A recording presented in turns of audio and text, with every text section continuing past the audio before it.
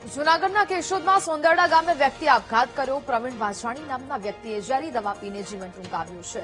મૂળ માળિયા તાલુકાના જોથળ ગામના રહેવાસી હતા મૃતક હાલ સુરતના કામરેજમાં પરિવાર સાથે રહેતા હતા, જ્યાં 32 વર્ષથી સુરતમાં હીરા કંપનીમાં મેનેજર તરીકે કામ કરતા હતા।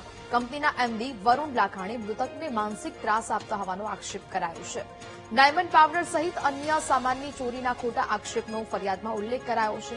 નોકરીમાંથી કાઢી મૂકવાની અને બદનામ કરવાની ધમકીઓ આપવામાં આવતી હતી।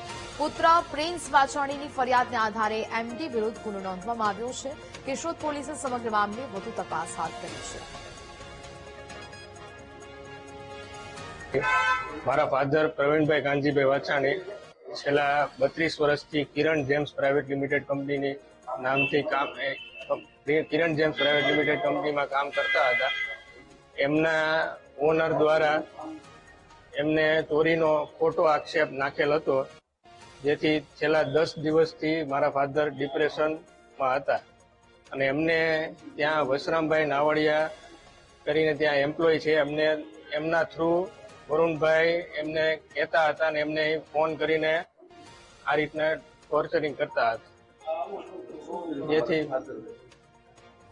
મારા ફાધરે અત્યારે આપઘાત કરી લીધો છે દવા પીને, અને મને ન્યાય જોઈએ છે।